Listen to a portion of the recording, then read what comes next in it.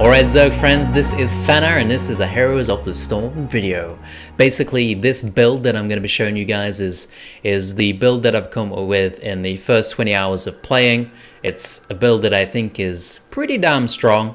You know, it utilizes Bribe and Fly, two strong talents and abilities of Falstad, the hero that we're going to be using here. A very high mobility hero who is a bit of a paper.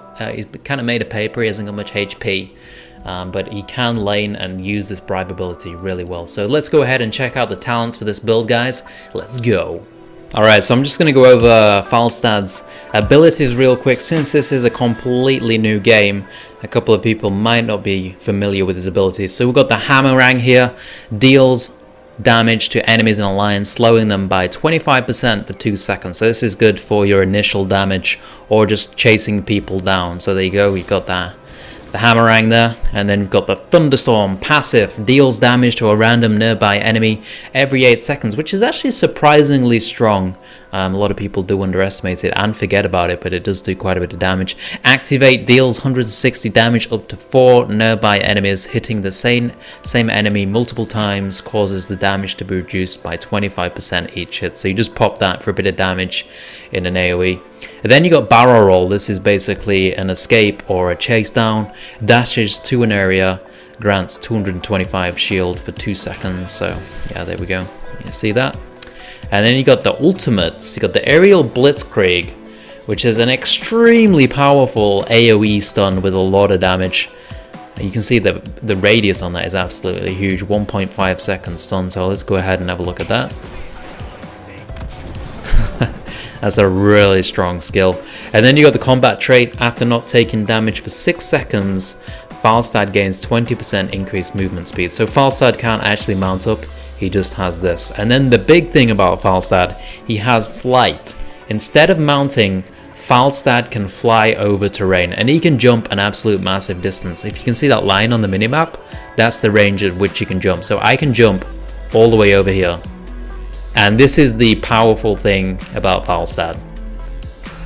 And then you've got the second ultimate, Shock and Awe, deals damage to enemies within the targeted area. Basically do damage in a pretty big line. Look at the range on that. So you can do a lot of damage in a team fight with this. He's got some really powerful ultimates. Alright, so next off we've got the talent selection, which we're going to run through in a bit of detail here. First off, level 1, the most important part of this build for Falstad, Bribe. This is an extremely strong talent that basically turns you into a laning hero.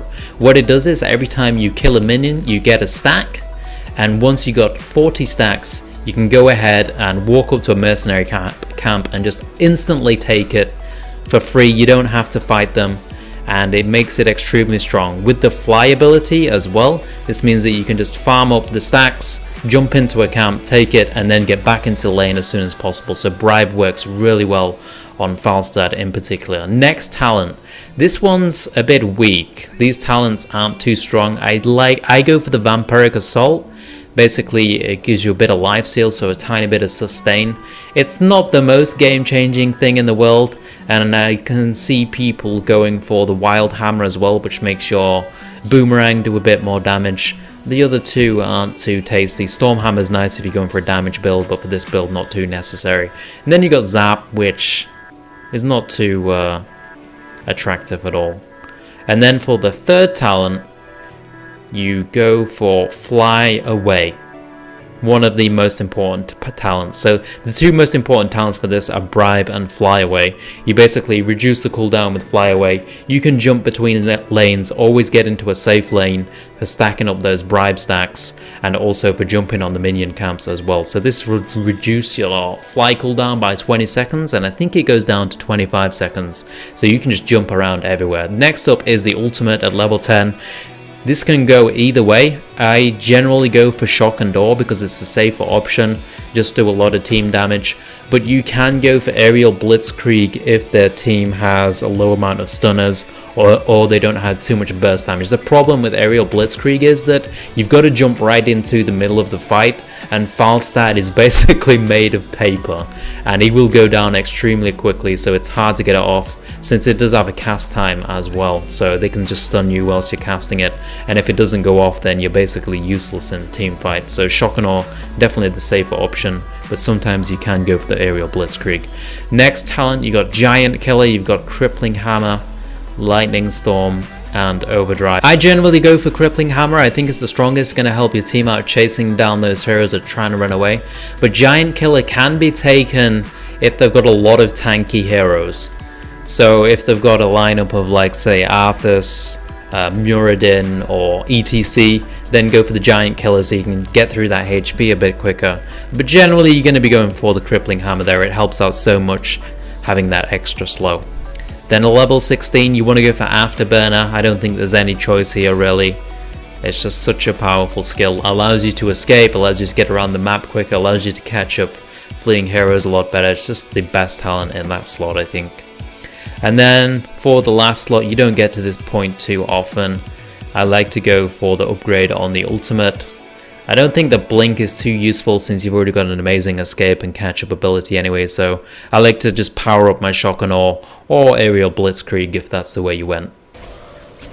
Next up, we're going to get into the gameplay of Falstad. How are you going to play this build in the game? This is the most important part. So since we're taking Bribe, we're going to be laning pretty much for the entire game. We want to get as many stacks as we can. The goal is basically to build up stacks, take mercenaries to help your team push, and get an experience lead for your team as well. And only jump into team fights when not absolutely necessary. If you think you can tip the favor of a team fight, then fly in and jump in, do a bit of damage. But you don't want to be jumping into every single team fight. The main goal is to get the stacks up, get the mercenaries for your team, and you do that by jumping to lanes that are safe, getting the creeps, and then jumping to the mercenaries that generally just go for the best mercenaries that are there. Try and take mercenaries that are on their side of the map if you think it's safe, since then it'll be harder for them to get mercenaries themselves, and that's basically the play style. You are made of paper, so you generally don't want to be diving straight into the middle of team fights. You want to be very wary of your positioning with Falstad. You always want to make sure you're safe because, again, Falstad can go down extremely quickly. He doesn't have a lot of HP, so you always want to make sure that you're at the top side of the lane or the bottom side if you're in the bottom, so that you can't get jumped on from the bushes there. But yeah, you just want to be in the range of the creeps as much as you can, stack up the stacks, take the mercenaries, man. And what this does is you get so much experience for your team. You get the mercenaries pushing as well, obviously. That is the main thing about this. And then because you've got the fly ability, you can jump into battles that you're absolutely needed in. So I think this is a really strong build. You get a lot of experience with this. I'm having a lot of success with it right now in the alpha. I'm not going to say it's the strongest build because obviously the game hasn't been out too long, but I think this is definitely a very powerful way to play Falstad. It's super high mobility hero, and I'm having a lot of success with it, guys, so I hope you enjoy it. If you've got the alpha, definitely try out this build, the Bribe build with Falstad. And one thing is, I think most lineups are going to want a hero with Bribe, and I think Falstad just goes perfectly with the talent. Victory.